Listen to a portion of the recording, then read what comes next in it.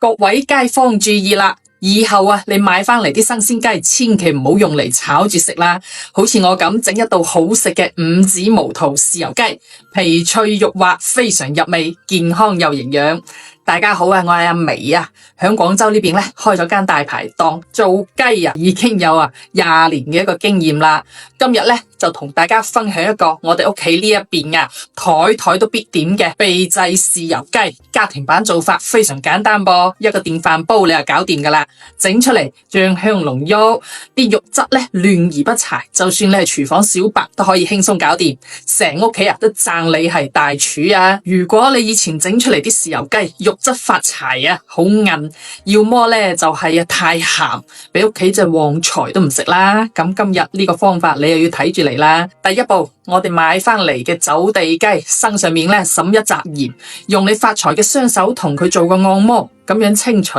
雞皮上面啲污糟邋遢嘢同埋腥味，然後用水清洗乾淨，接住用半隻新鮮嘅過期檸檬捽勻佢全身，咁樣可以去腥增香，仲增加一層檸檬嘅清香。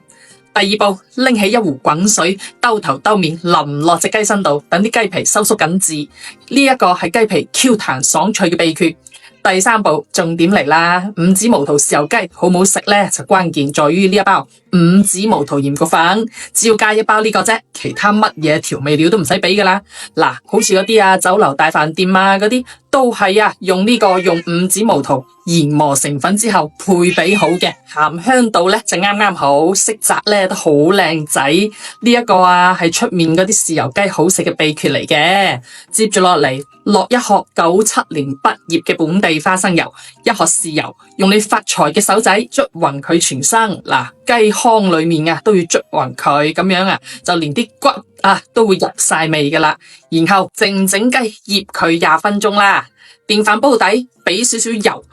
鋪上呢個薑蔥，然後將成隻雞放落去，剩低啲醃料醃汁都一齊放晒落去，按正常嘅煮飯鍵噃，45分鐘之後就有得食噶啦。咁樣整出嚟嘅豉油雞雞皮就爽脆，鹹香入味仲有淡淡嘅五指毛肚清香，成屋企人同小朋友都爭住嚟食，係咪好簡單呢？呢個五指毛肚鹽焗粉唔單止可以用嚟整豉油雞，仲可以用嚟整鹽焗豬腳啦、鹽焗大蝦，都係非常之清甜爽口嘅。如果話你都想要呢一款五指毛肚鹽焗粉，可以點我頭像